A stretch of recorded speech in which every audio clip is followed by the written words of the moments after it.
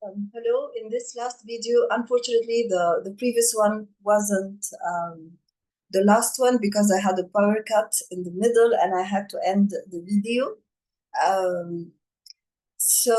This would be definitely the last video on the cell, and we're going to discuss the fourth example of active transport. We have studied, or the third actually, we have studied the first group of active transport, which included the electron carriers and hydrogen pumpers.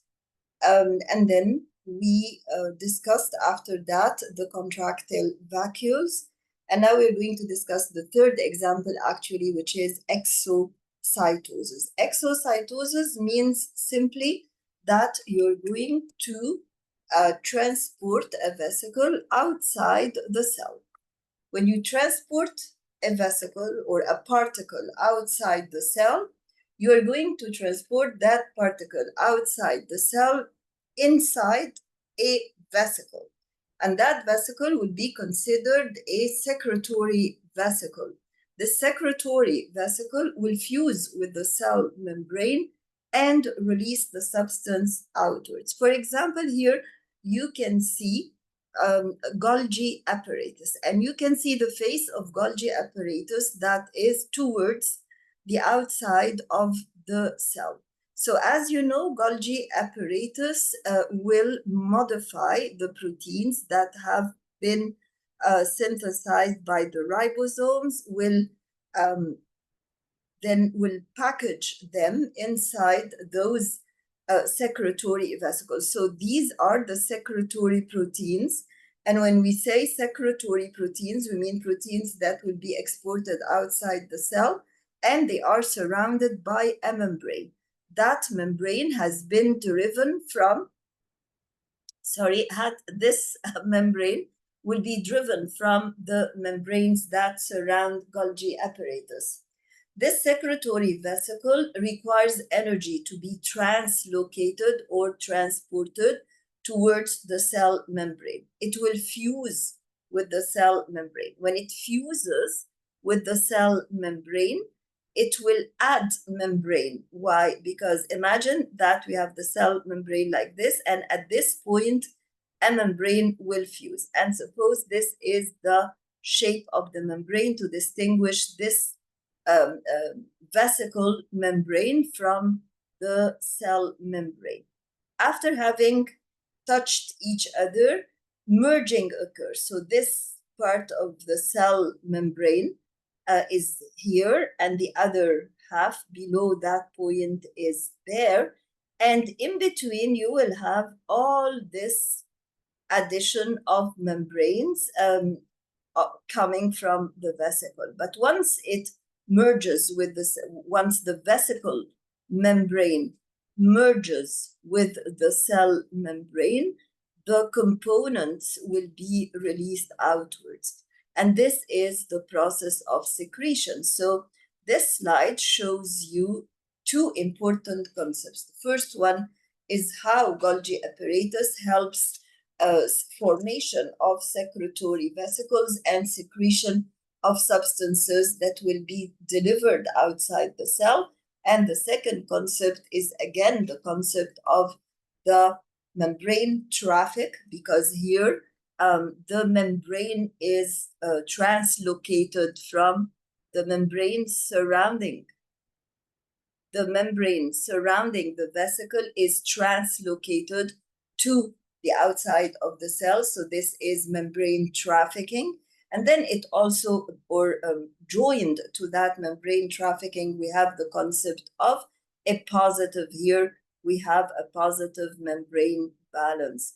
But this shouldn't bother us, because afterwards another vesicle will be taken off from the cell membrane, going into the cytosol during the process that is opposite to exocytosis, and that we will be discussing on the next slide, which is endocytosis.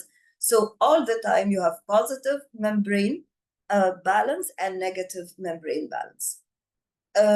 Of course, this process of exocytosis is particularly seen in at the ends of the neurons, because at the end of the neuron, there is a synaptic knob, a swelling like this, and that swelling contains vesicles, and those vesicles contain molecules that are called neurotransmitters, and that will transmit the message from neuron 1 to neuron 2, actually by exciting neuron 2 and initiating it to initiate or trigger it to initiate a new nerve impulse. So neurotransmitters are actually chemicals that are, or messengers, or signaling molecules that are released from the ends of the neurons, and they pass in the space or across the space between the two neurons to stimulate the next neuron. The space between the two neurons is called the synaptic cleft.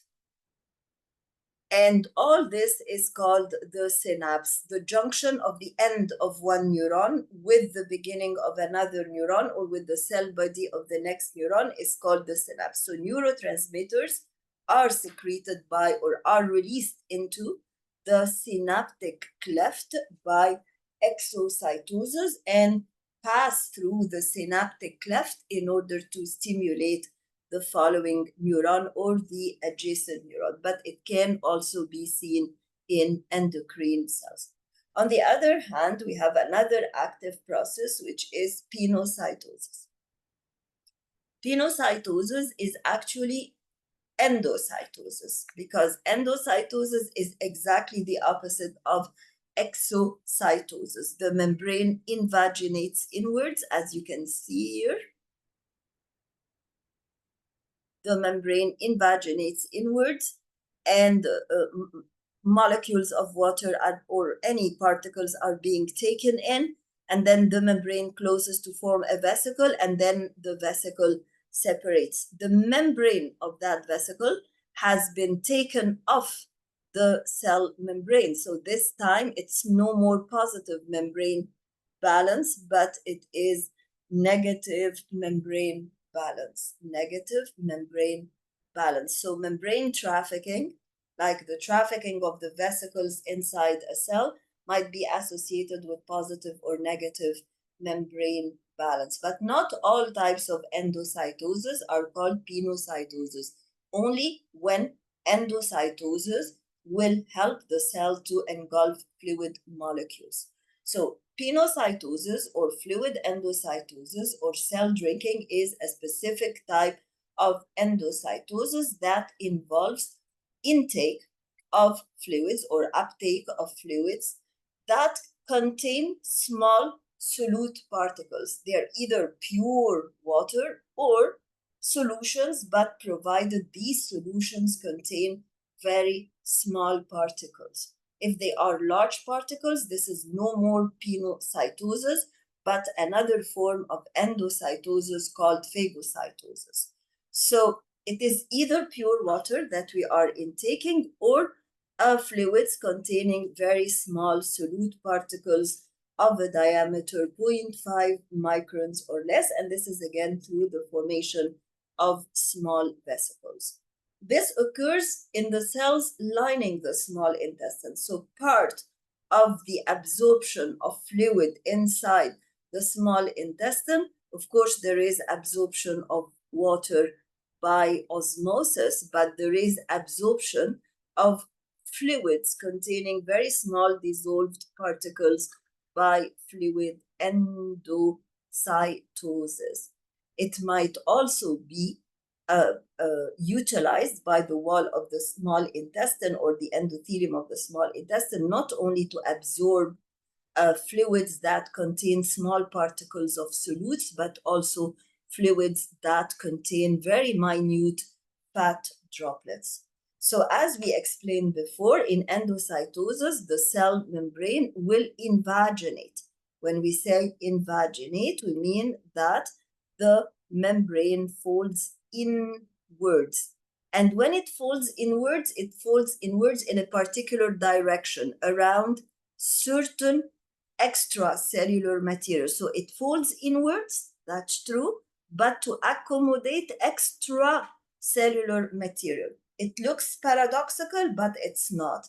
So why does it fold inwards? In order to accommodate or give space to those particles that are waiting outside the cell to go into the cell. And it forms first a pouch, and then the pouch is an open vesicle. It forms at first a pouch like this. This is a pouch because it's still open here, and then it pinches off. And when it pinches off, it creates a closed vesicle.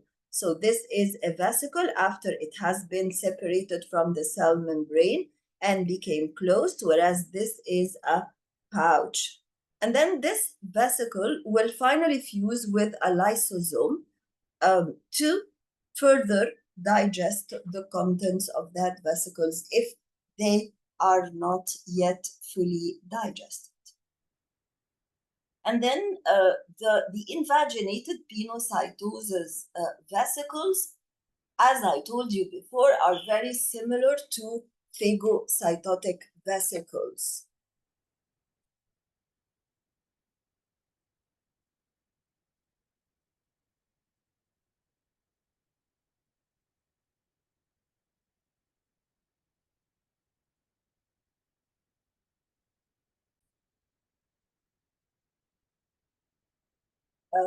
So we have said before that endocytosis may be pinocytosis or phagocytosis. So pinocytosis or cell drinking, it is fluid endocytosis. There is another type of endocytosis, which is phagocytosis, that we are going to discuss very soon. But we have to know that the main difference between pinocytosis and phagocytosis is that the vesicles that are generated in case of phagocytosis are usually large. So if there is a big solid food particle outside the cell, then in such a case, the cell will send like false feet like this and will surround this particle, and then a vesicle will be formed around the solid particle, and this vesicle will be called a phagosome or phagosome, and it is much larger than the pinocytic vesicle. The pinocytic vesicle, or the formation of the pinocytic vesicle in the process of pinocytosis, is worth a lot of energy. So the cell spends a lot of cellular energy derived from ATP. And therefore, since it involves a huge amount of energy relative to the benefit that will be taken from pinocytosis, then we say that it is many thousand times less efficient than another type of endocytosis that occurs through receptors, because notice that the pinocytosis we have discussed on the previous slide did not involve any receptor, but there is another receptor mediated endocytosis that results in the formation of endocytic vesicles, but that is less efficient than the type that contains receptors or that is done through receptors. Also forms endocytic vesicles, and because it is mediated through receptors, it is more efficient. And when we say more efficient, we mean that it consumes less energy. So number 6 and number 7 are actually points of comparison between pinocytosis and other types of vesicle-mediated transport. So in number 6, we are comparing between endocytosis and phagocytosis. And in phagocytosis, the vesicles, first of all, it is for solid particles, and second, the vesicles are larger in size than the the vesicles of pinocytosis.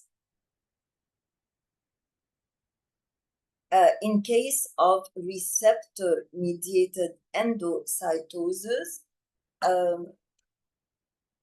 receptor-mediated endocytosis is more efficient energy-wise. Another important difference between pinocytosis that does not involve receptors and pinocytosis that involves receptors is that pinocytosis without receptors is non-selective. When the cell decides to uptake some minute solid particles dissolved in a fluid like in water, this does not necessitate the presence of a receptor, and it is non-selective, meaning that the cell can uptake any solid particles in the fluid. But because receptors are specific, so receptor-mediated endocytosis should be specific. So now we have clarified two differences between the ordinary pinocytosis that does not involve receptors and the receptor-mediated pinocytosis. The process of pinocytosis in general is triggered how?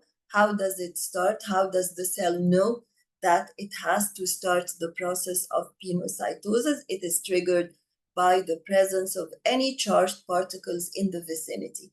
And this is a lucky coincidence because it happens that all the nutritious molecules like proteins, sugar, and ions are polar molecules, and they carry at least a partial charge, or they are ionic, like sodium chloride, for example.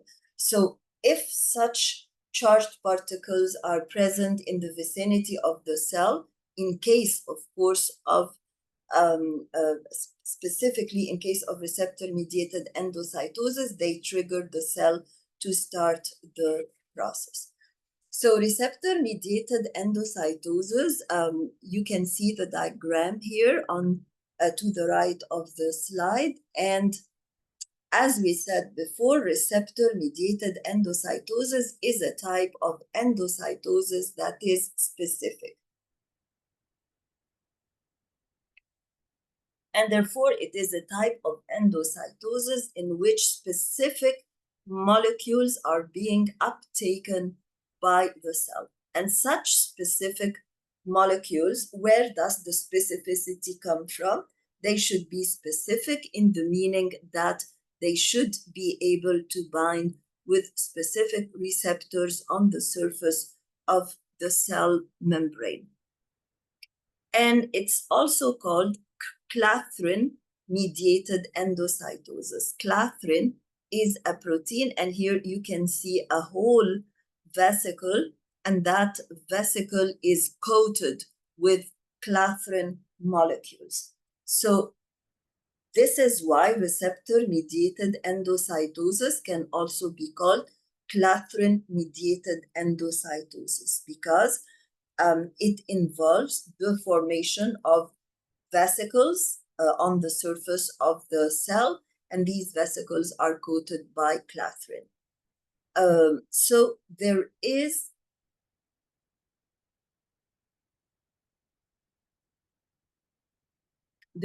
a protein complex that is called clathrin-coupled adapter protein complex. So this specific protein complex that is coupled with clathrin, and that is playing an adapter function. That's why it is called clathrin-coupled adapter. It's a big and difficult name, protein complex, but when you understand the process, you would be able to remember the name easily. This adapter protein complex will mediate or facilitate the binding or association between the phospholipids and proteins on the plasma membrane from one side, and the clathrin coated or the clathrin coat that encloses the endocytic vesicle. So the function of that protein complex, we call it a protein complex because it consists of several protein molecules, it's a mediator or it's an adapter.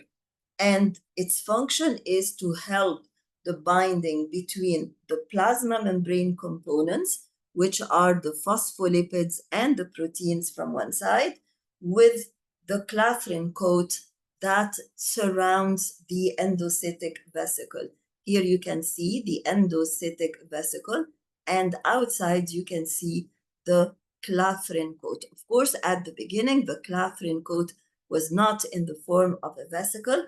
The three molecules or complex molecules were arranged in a linear fashion until the signaling molecule bonded it, or signaling molecules were bound to the clathrin molecule. So here we can see on this diagram, we have a red molecule. We're going to clarify the diagram and try to find a relationship between the diagram and the text. So here we have a receptor. This navy blue molecule is the receptor. And then there is a molecule on the cytosolic end of this receptor that is called the AP2 complex. And it is a complex because it consists of several proteins: alpha adaptin, beta 2 adaptin, U2 chain, and gamma 2 chain. You do not have to memorize, of course, these names, but you just have to know that there is a protein complex on the cytosolic end of the receptor. When a signaling molecule, the ligand, binds with the specific receptor, what happens is that clathrin molecules will bind to this complex. So here we have a protein complex, which are these three red molecules, and they are clathrin coupled because we have the clathrin molecules underneath.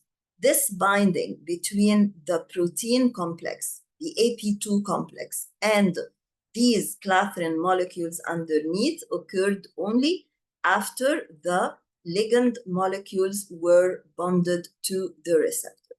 And then through an active process that requires energy, there is a change in the conformation of the cell membrane at that site to form a vesicle.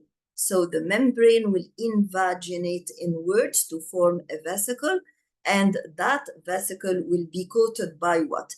Coated by the receptor and ligand molecules that bonded to each other, coated by the AP2 complex proteins, and coated by the clathrin molecules. And then the vesicle will close and separate from the cell membrane to enter inside the cytosol of the cell. And this is how these tiny blue receptor molecules, which were the ligand or the signaling molecule, have entered the cell, and we obtain an early endosome. The early endosome consists of part of the cell membrane that has been punched off the membrane, and it contains the ligand, whereas the clathrin molecules, the AP2 complex proteins, will separate from the vesicle again. We will never ask you about the very minute details of the process, but it's good to understand them, at least to understand what we mean by clathrin-coupled adapter protein complex and how this protein complex helps the attachment of the phospholipids of the cell membrane to the protein complex and to the clathrin coat.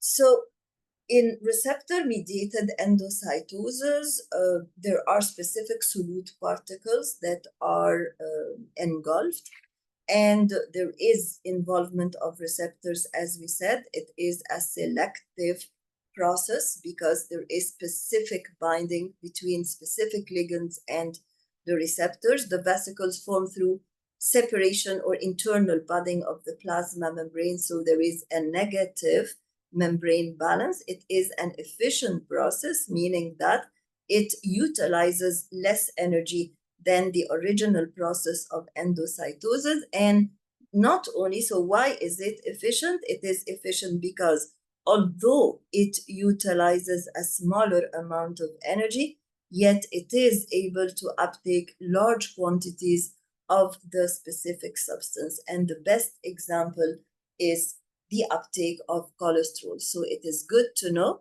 that the uptake of cholesterol is therefore an active process, that it is a specific process because it occurs via receptor-mediated endocytosis, and that the other important thing is that this red molecule protein complex that has been coupled to clathrin is adaptor because it's the specific way by which this vesicle will form and will be temporarily a part of the cell membrane.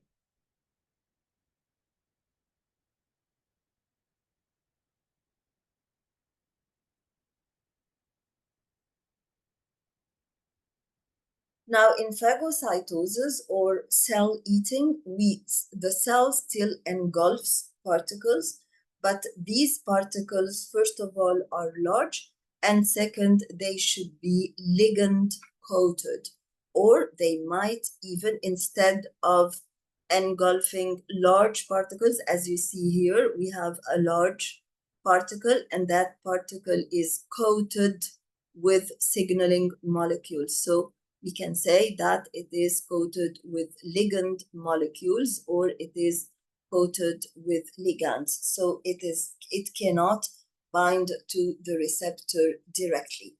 And as I told you before, in phagocytosis, there should be processes of the cell that extend from the cell like this, in this direction, through, of course, actin filaments that push them outwards to form false feet or pseudopodia. And then after having engulfed the ligand-coated cell or the big particle, we're going to end by having a phagosome, which is larger than the pinocytic vesicle, and then it will fuse with an internal lysosome for intracellular digestion. So the lysosome will finally fuse with the phagosome to digest the food or the cell inside the. But in order for that large cell or that large particle to be phagocytosed, it has to be opsonized first. So what is opsonization? Opsonization is the mechanism by which the cell targets the particles that it wants to phagocytose first and then to destroy. So as we said before, this particle or this cell must be coated with a ligand or several ligands. And those ligands are actually specific ligands for phagocytosis, whose general name is opsonins. So what are opsonins? Opsonins are the ligands that surround the phagocytosed particle to allow or enable its phagocytosis. And the whole process is called opsonization. So again, let's recapitulate a bit. So a ligand is what? A ligand is a molecule that binds specifically to a receptor site of another molecule. And once the ligand binds to the receptor, endocytosis begins. In this case, of course, it is phagocytosis. So you can see on the diagram how you have this purple ligand molecule that is surrounded by opsonins, and then once actually it is the opsonin that binds with the receptor to allow the whole particle to be attached to the cell membrane, a vesicle starts to form, an endocytic vesicle starts to form. So the receptors carrying the ligand migrate and cluster along the membrane, meaning that even if we have several types of receptors that are not close to each other, these will approximate themselves from each other. They will come closer to each other. And then when they come close to each other, the membrane starts to invaginate, carrying the receptors with it. And this is how a vesicle is formed. So you can see here that upon binding, what happened? Let's erase first the ink. Upon binding, what happened to those receptors? They get closer to each other, as you can see for this group of receptors. And then those receptors that came close to each other with the cell membrane underneath start invaginating the cell membrane like this to begin the formation of a vesicle. This is the way how, for example, white blood cells engulf bacteria. This is the way how amoeba obtains solid particles for nutrition. What's the main difference then between phagocytosis, which is receptor-mediated, and receptor-mediated endocytosis that occurs in case of cholesterol? So here we have an important differentiation between phagocytosis that we've just explained and receptor-mediated endocytosis that we have explained in case of cholesterol. So in phagocytosis, we have large particles that are taken in, whereas in receptor-mediated endocytosis, they are smaller molecules. They are just macromolecules, but they are not particles. So in phagocytosis, you have large particles, large food particles. For example, you might have a large carbohydrate particle that is made of several carbohydrate molecules. Whereas in receptor-mediated endocytosis, it's only a molecule. It's not a particle. It's not several molecules per receptor. It's only one molecule per receptor. So first difference is that in phagocytosis, we have one particle per receptor, and the particle may be made of many molecules. Whereas in receptor-mediated endocytosis, we have one molecule per receptor, but actually it is a macromolecule. The second difference is that, as you know, receptor-mediated endocytosis is specific, and this is the usual in the presence of receptors, but unfortunately or unexpectedly, actually, phagocytosis is not specific, although it involves the formation or the presence of receptors. The last active process we are going to discuss is the bulk flow. And as its name indicated, the bulk flow refers to the overall movement of fluid in one direction of an organism. And this bulk flow is usually the movement of water and solutes together. So when we say fluid, so it is something that consists of water and solutes together, like what? Like, for example, the plasma of the blood. And this flow of the plasma of the blood from one side to another, carrying all the fluid inside and all the solutes inside, and that does not require a membrane, is an active process. And we will explain why.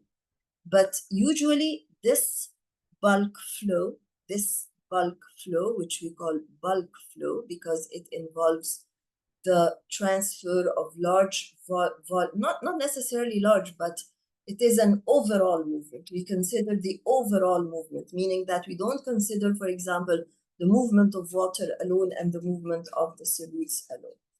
So how is it created? By a difference in hydrostatic pressure. So the pressure here at the beginning, which we call pressure 1, and the pressure at the end of the vessel, the pressure at the end of the vessel the pressure of the fluid on the walls of the container at the end, or of the vessel, the blood vessel at the end of the container, P2 should be smaller than P1, or in other words, P1 should be bigger than P2. So we have what we call a difference in fluid pressure, or a difference in hydrostatic pressure. And as we said before, hydrostatic pressure is the mechanical pressure exerted on a membrane or even on the walls of a container by a certain fluid. And as we said before, unlike the osmotic pressure or the oncotic pressure, which are pulling forces, the hydrostatic pressure is a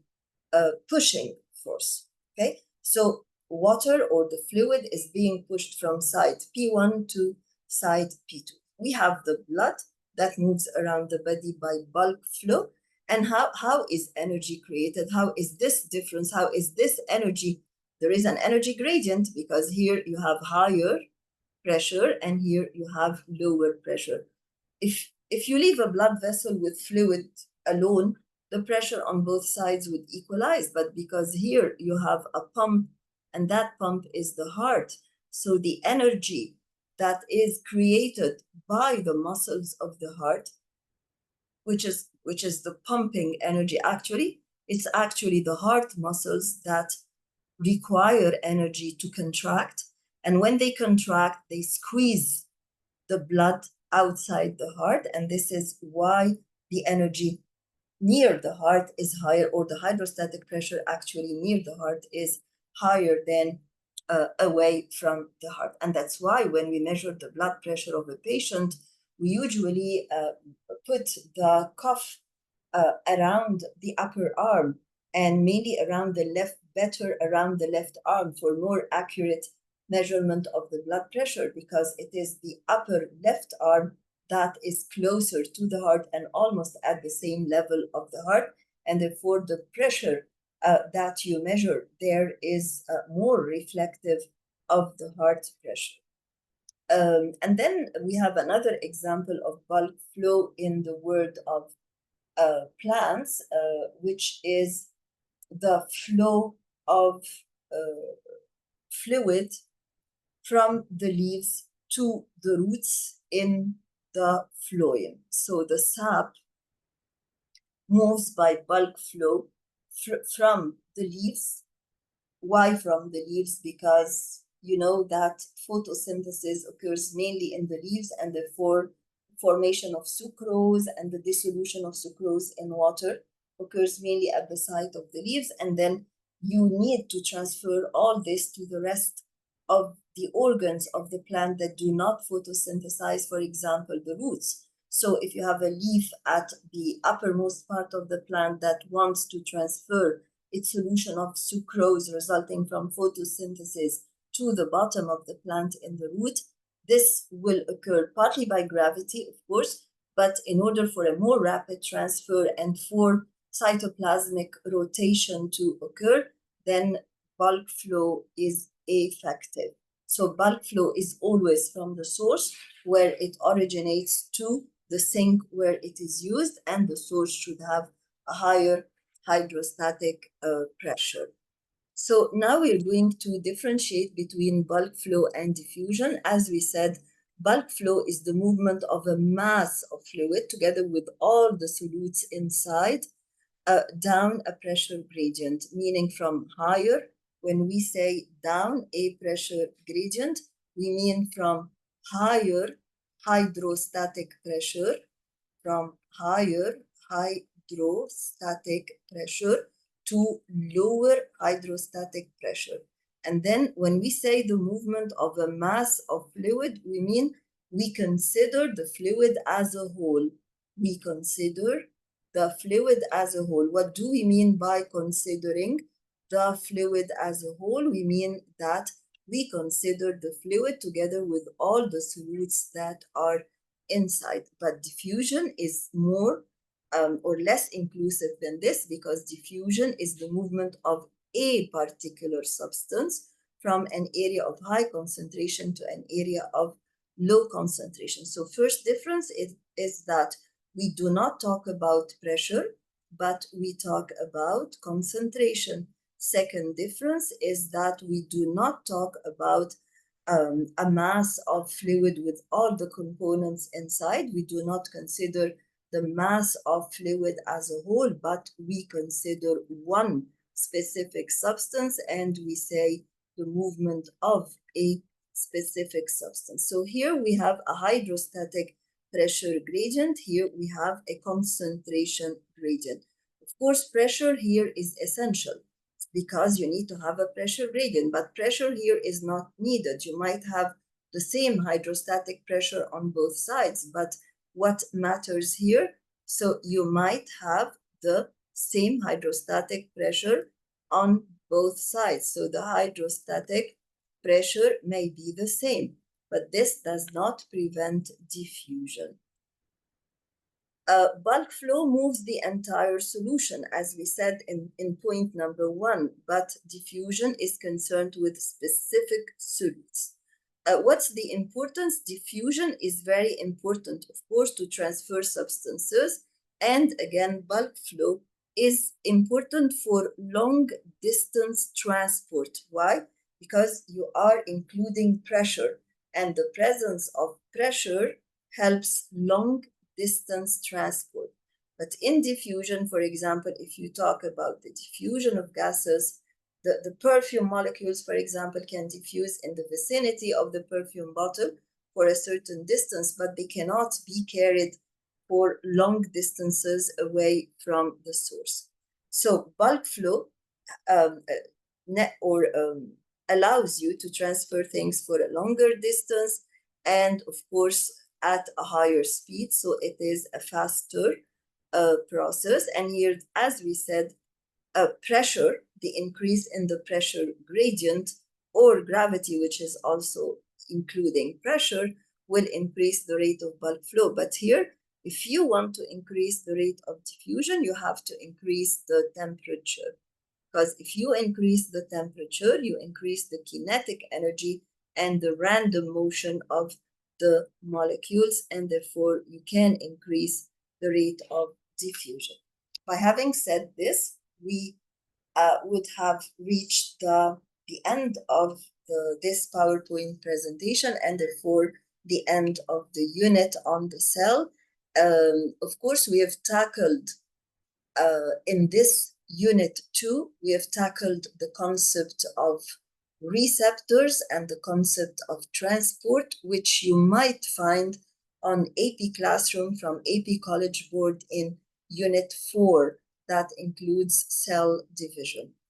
But anyways, we have covered the concept, and in such a way, Unit 4 will be much easier and shorter for you. And that's why Unit 2 was a bit long, because we involved the concept of receptors in it. See you in the next video. And in the next video, we will be discussing Unit 3. And Unit 3 has 2 main, or actually more than 3 main components: energy and enzymes, and then cellular respiration, and then photosynthesis. Thank you, and see you soon in Unit 3.